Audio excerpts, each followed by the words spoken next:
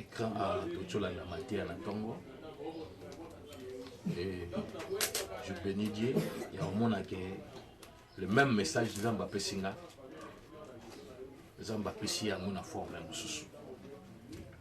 Bien aimé, dans ces derniers temps, c'est difficile de trouver des serviteurs de Dieu qui ont soif de montrer aux enfants de Dieu les chemins du ciel. La plupart des serviteurs de Dieu sont là seulement pour nous sabato. Bien, tu vas te marier, tu auras des voitures, tu auras des maisons, tu vas voyager, tout ça, c'est bien bon. Mais la Bible nous dit que sert un homme de gagner le monde entier afin de perdre son âme. Le plus important, ces derniers temps, c'est de chercher le royaume de Dieu. Parce que le temps est dur. Vous allez comprendre de tous les signes des temps. Ça commence à s'accomplir petit à petit, l'une après l'autre. Et si nous ne sommes pas prêts, c'est ce que l'orateur vient de nous dire plutôt. Il y a deux catégories de gens. Il y a les avertis, il y a ceux-là qui sont surpris. Mais j'aimerais que l'église de Christ soit parmi ceux-là qui seront avertis. Et pour être avertis, nous devons prendre le temps de lire la parole, de connaître quelle est la volonté du Seigneur. Amen. Nous allons parler sur le brisement spirituel. Le brisement spirituel, c'est quoi? Vous savez, dans la vie chrétienne, il y a certaines choses que l'homme de lui-même ne peut pas se séparer de ça. Yomoko l'amour qui n'a pas eu de décision que ngane na zaboye na saliboye. Ya bilo mususu mutawa otika ngote. Pour que mutu akwa ko réussir kotika biloko wana, il faut assistance ya Saint-Esprit. Il faut assistance ya Saint-Esprit aya na kati na a briser mutu wana. C'est à ce moment-là babiloko musomo na mutawa sala nini a otika. Pour arriver na temps au Paul Azoloba, tout ce qui était pour moi comme un gain, je le regarde comme la boue. Il a été brisé. Pour que comme mon babilo konyo c'est là qui pour naïe avantage, à comme mon moi sur un avantage et là moi est un avantage pour naïe ça à Christ. C'est pourquoi plus loin que nous le nini, qu'on vive pour nanga c'est rien, qu'on couvre pour nanga c'est un bénéfice, c'est un gain que je bénéficie de la part du Seigneur. Nous devons chercher le brisement spirituel, Église du Seigneur. Sans le brisement spirituel, il nous sera pratiquement impossible, même à temps où par la langue, même à temps prophétisera du 1er au 30, même à temps où nous avons la ligne, message exact. Ça ne sera pratiquement impossible à Christ. Même Christ, il a accepté à la briser. Et Zaya Zolobango. Amitala qui tient à Rana et à Boza. Mais il s'est rabaissé. A commissi, on sale. Mon tour a été homme de douleur, habitué à la souffrance. C'était tout. C'était un brisement aux âmes à briser. Et nous allons lire la Bible dans le livre de Jérémie chapitre 18, du 1er au 6e verset.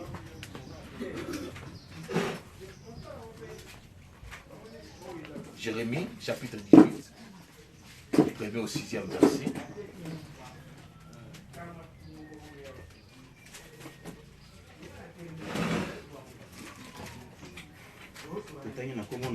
Amen. La parole qui fut adressée à Jérémie de la part de l'Éternel à ce mot. Lève-toi et descends dans la maison du potier. Là, je te ferai entendre mes paroles. Je descendis dans la maison du potier et voici, il travaillait sur un tour. Les vases qu'il faisait ne réussit pas, comme il arrivait à l'argile dans la main du potier. Il en refit un autre vase, tel qu'il trouva bon de le faire. Et la parole de l'Éternel me fit adresser en ces mots. Ne puis-je pas agir envers vous comme ces potiers, maison d'Israël? Dit l'Éternel, voici, Comme l'argile est dans la main du potier, ainsi vous êtes dans ma main, maison d'Israël. Amen. Amen. Amen. Amen. La Bible nous dit que Jérémie a été envoyé par Dieu. Ok? Dieu l'envoie dans la télé à Potier. Il lui dit, la parole de l'Éternel me fut adressée à Jérémie, plutôt me fut adressée à Jérémie, de la part du Seigneur, en ces mots. Lève-toi et va dans la maison du potier. Dans d'autres termes, Dieu lui dit, Jérémie Téléma, qui est né dans l'atelier, il y a potier. Amen. Et j'ai descendu dans la maison du potier, et voici, il travaillait sur un tour. Jérémie a continué à télé, il y a potier, avec un potier en plein travail. Potier a travaillé na po moko to na vase moko o potier a travaillé. Et puis le na bisonini. Et la vase qu'il faisait ne réussit pas. Vase o yo potier a travaillé sur yango. Yemoko atali apprécier à mon vase et simité. Et comme il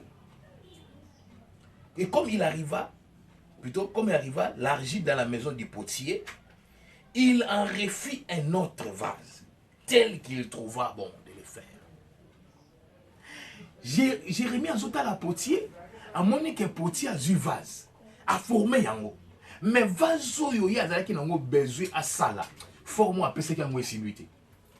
Et a eu a pandi, ça dit tant azo pandi ngo ba a bomi vase wana. A zongi sango le soupoto pour que ça nango vase mosusu. Et la parole de Dieu, de l'Éternel plutôt, me fit adresser à ces mots. 6. Ne puis-je pas agir envers vous comme ces potiers maison d'Israël, dit l'Éternel. Ce qui potier, à mesure, il y a qu'on soit argile. À ça, on a forme où il y a l'ingé. Pourquoi pas les chrétiens to l'ingité, nous avons à ça, on a forme où il y a l'ingé. Je n'ai jamais vu un argile après sa potier ordre que ngani na lingi boy na lingo sala nga yeke kwa mwasi. Nga lingo sala nga yeke kwa nyama. L'argile n'a rien à dire devant le potier. Différemment na peuple de Dieu, église Yansam. C'est pourquoi nous avons toute une question. Est-ce que Azan a droit à kosala na biso nenge potier azo sala na argile? Maison d'Israël, alléluia, ezali yo ezali ngai.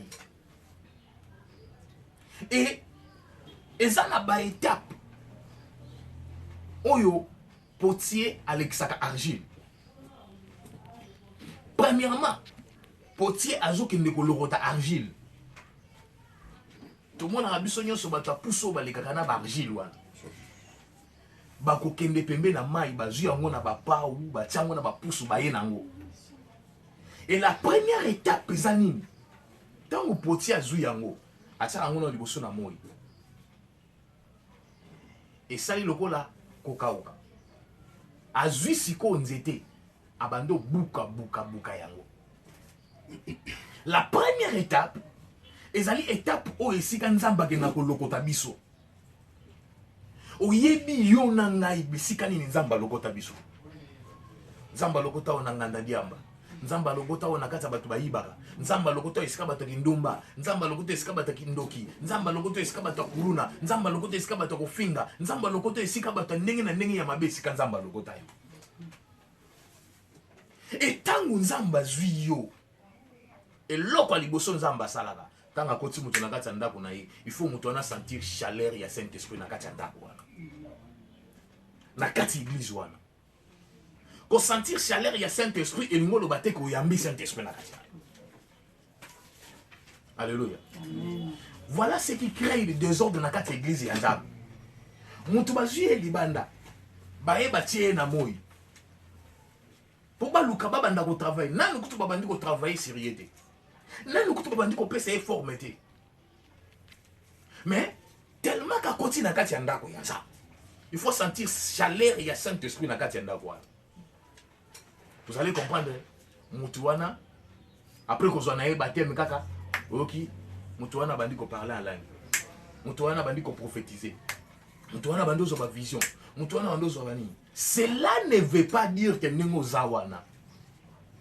Et si on comme na souka, il y a aussi ma pression fort.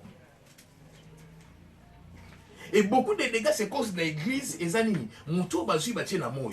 Dès qu'il y a sentir chaleur, il y a Saint-Esprit. À combien mesure? Il y a aussi oh il y a lingi. Nga pe na nelo kwanza. Biso nyo senenge to sa boy to parla kala. Ah musala nzambe nga pe na musala nzambe. Ba ola biso nini? Bango to kuta bango na église, to kuta bango na ba charisme te. Biso to toye ba biloko nzamba tika tla biso ne sali église wana tonda. Qui t'a dit que nzambe si apesi yo forme o yali? Et après pour dire qu'on soit argile ko tia ngo na moyi, azwa kayango abandi ko beta yango. Deuxième étape, il y a brisement. Ce qui chrétien raté yango, c'est ce qui crée des dégâts dans cette église. Les chrétiens lelo balingi via Alix. Ayambiye sur lelo, lobi nza ba pesi mutuka, lobi alonga na téléphone ki kala kasa, akomi na Android, akomi boye, lobi mbala moko bato babando ka moyen. C'est la bénédiction de l'Éternel qui enrichit. C'est ce que les chrétiens veulent. Mais je me suis posé la question. Nzambe oya kela lola pe mokili. Aye ko bota mwana ya ménisier. On sous-entend ménisier aza monto bato bazo minimiser ranaye. Ana ramo ya si. Ana ramo ko ya batu oyo baza au placete. Mais Nzambe a se pela bota mwana ya potier. Pourquoi? Il voulait tout simplement nous démontrer que soko lingo réussir na mokilo eza ya moyini. Et si ka diable azo régner, il faut ndima kozala briser. Après qu'on bêta, c'est alors nous on a potier azuma ya osani a sopeli argile. Et comme poto potier bandi kofina. Après étape wana ya kofina, to na kati étape wana ya kofina, nous mona ka mutu abandi ko raisonner le bitanko nazaki na ngana mukili. Nazaki so na sali moko boye na zumbongo na ngana. To na zaikuti na mukili so na kena sali boye makamlange zo simba. Mais ndeni banana bando sambela nzambe c'est comme si makamnyo c'est bloqué. To za na kati ya télé ya nzambe.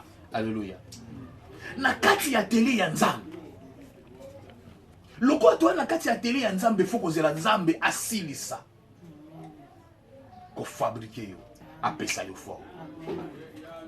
Et tant que Nzamba zo fina, c'est là où Nzamba zo sopa mai. C'est là où Nzamba... Bien aimé, même à Tandounda, soki ba lonyango, et à la besoin ba sopela monini, mai. Parole de Dieu na kati na yo, c'est ce qui fera de toi lobby au kola malam. Regret ezali. Les chrétiens doivent makasi na parole de Dieu. Bato balingi ba rema. Bete busana alika kana TV albi na obete ebisa kwa dada. Et ina yebisa yo, diable prophétisera. Diable appelle ba prophétie avec certitude. Soko na maîtrise te, soko na parole te, wana connaissance ya parole te. Soki pa na ba sopela ki yo maïté pour ba pesa yo forme malonga onzamba lingité. Bien aimé ata lelo mbati, Kongo tomboli yo, lobby nzamba okitsa yo. Pona nini? Ozaki moto ba sopela ki mai malonga te. Ndunda oyo ba rozaka yango te, ebotaka nango, ekolaka nango, mais makasa nango eza différent na ndunda oyo ba rose. C'est pourquoi Bible zo yebisa biso. Nzete économie pembeni ya mai. Il y a différents nzete économie musika ya mai. Wa économie pembeni na mai, telba ba racine na ye eza na kati ya mai. Ekolaka différemment na ba nzete nyonso. Pourquoi? Fondement na eza na kati ya mai. Mai na biso ba ko arroser biso, c'est la parole de Dieu bien-aimé. Nous devons, c'est pourquoi Bible zo yebisa ça. Josué chapitre 1 verset 8. Que ce livre de la loi ne s'éloigne. Médite-les jour et nuit. après, avant que vous ayez succès dans l'Union sociale. C'est pour que vous ayez dit ce qu'on veut dire livre. Et si vous avez dit et si vous avez dit mais condition que c'est livre de la loi. Chrétien ou aza mire na parole de Dieu. Chrétien wana aza fragile. Après qu'on sope la maille, ils restent puis à fina argile. Ba fini argile, ba fini argile. Après qu'on finit argile, ba yaka ko zosko argile, ba bandi ko lekisa yango na tami. Tango bazo lekisa argile na tami. Eze sika o nzamba tsaka mutu na épreuve. Et siko ekomaka mutu osambela neti nzamba oyo ka été. Et sika oyo mutu azaka na problème azolelo ndenge nzamba azoyo ka été. Eze sika oyo ekomaka nzambe azotala mutu oyo est-ce qu'azo mérité pour que na ko repese fort. Tout cela, ça se passe où c'est dans la maison Yapoti. Bien aimé, l'église, c'est un atelier de Dieu. Dans un atelier, on attend des coups de marteau, des coups de birin, on attend des sons de moteur où ils ont tourné pour couper sa forme dans l'argile. Aujourd'hui, les chrétiens ne veulent pas être formés. Aujourd'hui, les chrétiens sont assis à verser mon corona. À Kangami Nango, il y a Kangami qui a versé wana. Non, un vrai chrétien. Asimba non premièrement Christ Jésus. Asimba makila na Yesu. Deuxième chose, asala makomi nzambe ezala bilei na ye. Et on va comprendre que tant que potier a ti argile na tami, atamiza monsieur sur l'équipe, mais monsieur c'est tikali. O etikala kawana, potier a boire en moté, a zongi sakayango sur na bataille. C'est pourquoi vous avez un bateau bozaka na bango yambaka Yesu mukolo moko. Bondimela mukolo moko bozoka batem mukolo moko, mais bango. Nzamba memi bango na dimension mususu. Yo atiko na dimension mususu ko se tracasser. Nzamba yebi pourquoi tiko non na étape wana. Oruta bato mususu bandana bango musala nzambe nzela moko, bango bakei ba comme ba grand prophète, ba comme ba grand apôtre, ne te tracasse pas. Nzamba yebi pourquoi. Nzamba constate qui déjà soba tiko le kanenge wana lobe ozala dégâts pour l'église. Alors pour finir sa combo na été tellement na mission malamu na yo pa préférer garder yo zonga na bataille. Na buka yo nanu na briser yo nanu. C'est après na ya élection na beta.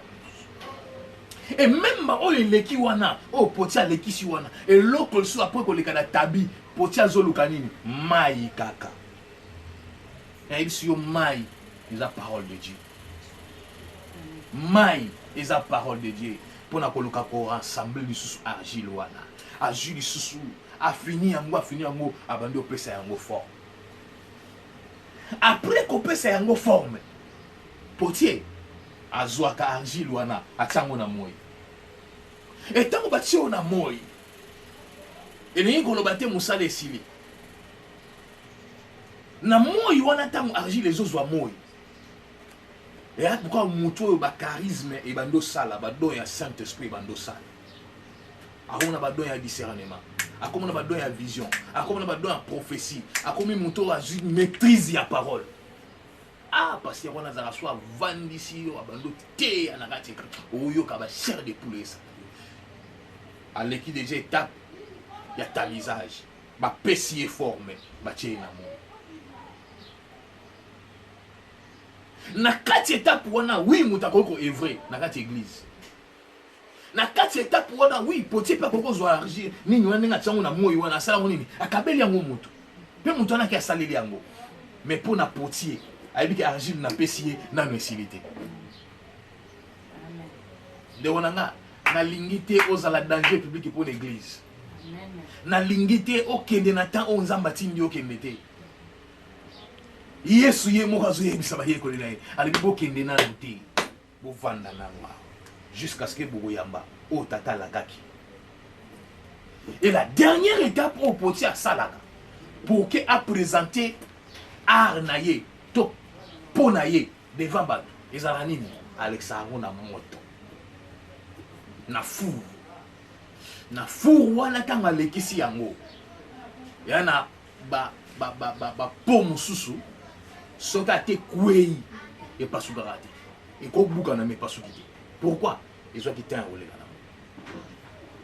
Yango mona ya baserviteur de Dieu mosusu ata mopepe ye ndenge nini, ata kwei ndenge nini, il finit toujours par se mettre debout. Pourquoi? Alekaki na moto. Na moto, c'est là où Nzambe squata kokotsa Saint-Esprit na kati ya. C'est pourquoi vous savez ça va école na ye, ndenge na otso loba bobi mananu te, bozala nanu jusqu'à ce que o tata la kaki nini a venir à Saint-Esprit. So Saint-Esprit akoti na kati ya moto, moto la transformer après moto lo lenge mosusu. Je me suis posé la question, Pierre, tant bon mais ma Christ pour que ba qui nous crucifier. Christ a dit ça, Pierre a dit ça Christ n'a relâché OK. Mais Christ a dit je te dis la vérité, avant que le corps puisse chanter, tu vas me nier 3 fois. 3 fois successives Pierre a nié Christ. Et même devant une femme, la femme lui pose la question, toi certainement tu étais avec Christ. Pourquoi j'ai affirmé certainement? Parce que Pierre avant qu'il n'a qu'à il y a maison, il y a potier. Avant qu'il n'a qu'à télé, il y a Christ. Christ a déjà compris ses formes. Christ est déjà mis ce qu'il y a dans mais si quelqu'un a joigné dans moto. C'est pourquoi femme a confirmé que yo na omona yo ozanenge moko na ye. Bien aimé, il y a na place muso zo tambola. Batu ba yebisa yo to omona Nzambe kati na yo to omona boy e batiso mapekate. Nzamba koko tindo quelque part, OK place moko oteyi oyembi, okota na mutuka ko sambeli pona Nzamba seli basini ba produit et tindo komi komisate parce que Nzamba yebi. Il faut y avoir ça à présenter. Et tango oyo Nzamba lekisaki ba potre na moto. Bible lobi na acte chapitre 2 wana. Alors le jour il y a Pentecôte. Bazaki ba monyo sur place moko. Tout à coup vient du ciel une bruit comme celui d'un vent impétueux et remplit le lieu où ils étaient. Bible lobi ba komaki ko parler na ba langue. Et ce qui différenciait, c'était quoi? Chacun d'eux voyait une flamme de feu sur la tête de l'autre. Voilà. Maintenant, on a dans le bac Nzamba le kisi bango na katanini na four. Parce que je suis comme mort. Oh nyo se tikala ki ya mabe, ya kindumba, ya kotonga, ya koswana et continue à moto Nzamba tumbi yango. Et quand les gens maintenant commencent à se poser la question en disant ces gens sont ivres, le Pierre qui était péré plutôt, il s'est présenté en leur disant ces gens que vous voyez ne sont pas ivres, mais c'est l'accomplissement. Il y a prophétie, il y a prophète Joël. Voilà, celui qui était incapable de se tenir devant une femme, mais devant une multitude, il vient, il commence à s'exprimer. Alors qu'il déjà moutou azani brisé, ba pessier forme, pe aza baptisé dans le Saint-Esprit. Moutou aza baptisé dans le Saint-Esprit. Advient que pourra assez d'arrêter. Moutou aza baptisé dans le Saint-Esprit. Aye ba nzambe ni na bengi. Moutou aza baptisé dans le Saint-Esprit. Ati kakate preuve mouké le kelaye. Na ensemble la sona bangote. Ba exagérer. Ba kantika bangonde bazana nzambe. Ba kantika bangonde gloire à Dieu. Biso ka ndeto na nzambe te. Ngai pona ngana lo ba nzambe za lokola papa za kana famille nyonso. Ata papa kufa, moyebi ke mutabote ngeza laka papa na mama. Nzamba za papa. Kende na yo. Mais Nzambe ayebaka esika di da placer mutu moko na moko. Nanu na mona te. Mutu azolo na bilanga. Azwinze mukala matembele ati awa. Mukala matembele lobi te nga ko tsanga place mu matembele hawa te. Biso na biso ba matembele na ba matembele. Ngana lingi fo tsanga na mukala ya banini. Ya epinard. Alobi muloni matembele aye kukuta place a cheki matembele et que place a epinard. Et ça la maka. Est-ce que maison d'Israël nga nzambe na koko sala na bino ndenge poti o azo sala na argile te? Voilà pourquoi bah dégâts ils ont ça la manakati église à cause il y a immaturité, il y a banananza. Je n'ai jamais vu, n'a évité si vous pouvez me contredire, dans l'église musulmane, tout pas bande qu'on a besoin de musulmans. Au moins bon bateli ni balobi imam oyo, la kanaki hôtel na mona moi sur. Et sur mon ango. Avez-vous déjà vu les images il y a imam dans les réseaux sociaux? Et si au monde, ça ne se fait pas. Mais les chrétiens, nous sommes les premiers. Il y a beaucoup de gens. Qui vous a dit que ces gens-là sont saints? Et je vous dis, pour votre information, pourquoi ils sont pour des polygames? Pourquoi? Tout ce que nous sommes tentés de regarder comme des prêtres, toujours admirer, mais personne n'a prêtre exposant au débateau. À cause il y a bateau, bazali mal formé. A olé capé na télévision, na loba kiango, prophète de malheur. O se prena chita muninga. Yo zo se prena chita muninga. O e komeli muninga yo yebi, o e boyela yo yebi yango. Tu dois être brisé. Zamba brisé yo, apesa yo formé. C'est bien tozo bengo pasteur, c'est bien tozo bengo prophète, c'est bien tozo bengo docteur, c'est bien tozo bengo ba titre nyonso o yo lingi toko benga yo. Mais est-ce que na lola bazo considérer na ba titre wa? Tant que nano leki na brisement spiritualité. Tant que nano nzamba leki si yo na moité. Tant que nano nzamba ti yo na moité, il te sera pratiquement impossible quoi ko exceller. Voilà. Église de Dieu. Les gens aussi l'angouya à cause de biloko. Église de Dieu. Les gens aussi l'angouya à cause de Moucho kaka azana nebandeli. Église on a balé qui a ça l'église naïe. Vous allez voir ces gens, des gens, ils sont les premiers. Il y a aucun de convaincre bandini bato. Monikuna ngana zara pembe na bango eloko izala kité. Il y a kabiso de salelo au mon koto donc biso koto nzamba osa. Donc il cherche toujours quelque chose.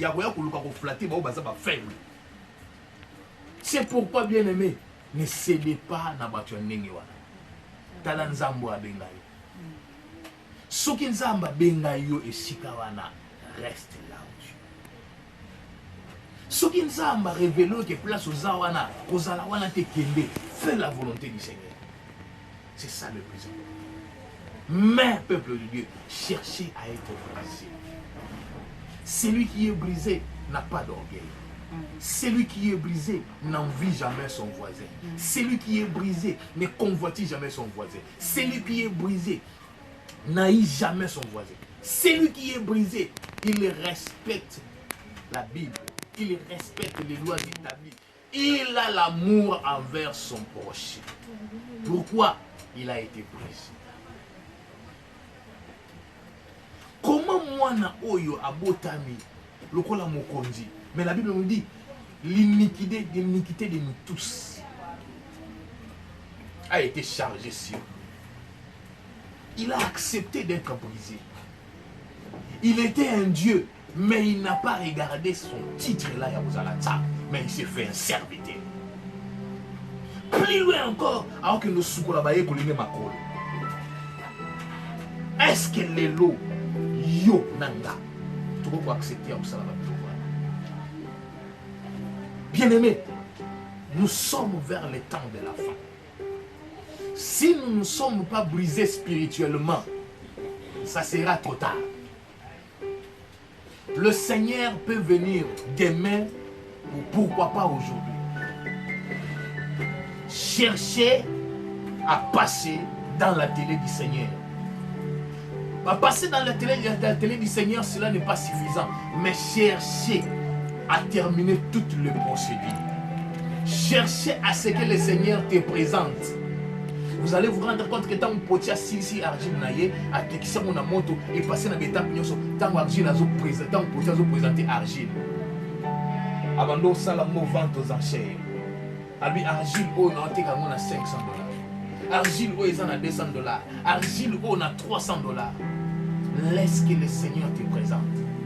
Laisse que le Seigneur t'amène là où il veut. Laisse que le Seigneur te donne ce qu'il veut. Ne te précipite pas. Ebele baolo manateli anzambe likolo ya mbongo. Ebele baolo manateli anzambe na basilisi bamote pona libala. Ebele baolo manateli anzambe na nzamba basilisi bamote pona musala. J'ai toujours l'habitude de dire, si nous ne faisons pas attention avec ces trois choses, nous irons en enfer. La première, l'église aux Sambela. Et qu'on on a dit fait. Deuxièmement, musala oyo ozoluka nzambe apesa yo soki eza mosala nzambe abongisa mpona yo te oyo so eza mosala oyo eza digne te eomemo na lefelo. Troisièmement eza libala. Libala oyo ozosambelaka ntongo midi mpo nzambe epesa libala nzambe epesa libala soki eza libala oyo nzambe apreparaki te eomemo na lefelo. Combien de personnes bakufi? Combien de personnes basimbi kisi mpona libala? Combien de personnes à cause ya musala balobi pour que okokozwa musala to engagé yo il faut coucher na chef na yo il faut mwana mwasi akomokima na mwana mwasi mwana mobali akomokima na mwana mobali. Combien des églises oyo baotalisa bato kaka babien ya mokili oyo me bokonisa likolo te. Voilà ces trois choses soki tosali attention na yango te emema biso tokende na lifelo. C'est pourquoi le lokola aza na besoin asunga biso. Nous devons être brisés spirituellement. Okitsa mutu na sesi kozali oyebisa nzambe naza na kati ya atelier na yo naboyi na se précipité na kobima mais j'aimerais que otravaille nga opesa nga forme oyo olingi afin que mokolo oyo okoprésente ngai nazala argile oyo nakosala fierté na yo nazala argile to nazala po oyo ekopesa yo lokumu esika na kozala tobondeli na kombo ya Kristo Yesu. Alleluia. Na limite nasala selon makanisi na ngai ngai mosantu naloba na kati ya tele na yo na se possibilité na kobima te silisa processus nyonso ya kokwapile même ata na koleka na batage esika mpe nalongwa te marada parce que ça n'a pas comme Suzanne soko bando beta et comme le la Job ya ko beta Job on peut s'y accès na diable à contact on laisse ça na école ya Job zambalo na tika la constant na sévérité même en temps zambe on laisse ça na école ya Abraham on sera comme dans la nzambe oso yebisa ye zambalo la loko naza na kati ya atelier na yo kolo naza na besoin ntango yo okoprésente ngai esika moto akosomba nga to esika okotablir nga mpona evre nasala fierté na yo nayokisa nkombo na yo soni te nasede te na biloko ya mokili parce que ntango yo okolekisa nga na moto on sous-entend que nyonso ezalaki ya ngai ekoatireka ekotikala ekozika ekozala brise ekozala détruit. J'aimerais que sikoyo ekoétablir nga mpona evre yo nde nzambe nasala fierté na yo napesa gloire na kombo na yo tobonde na kombo ya Kristo Yesu. Bible dit tous son péché sont privés de la gloire. Bien aimé nzambe soki alekisi yo na moto na ye epa na yo ene ekozala te po ekozala deja brûlé na feu. soki alekisi yo na moto na ye kerele ekozala te mpo deja se etumbamaki na moto rankine ekozala te mpo se etumbamaki na furu ya nzambe yebisa polo soki nano rankere ezalaki na kati na nga ene ezalaki kati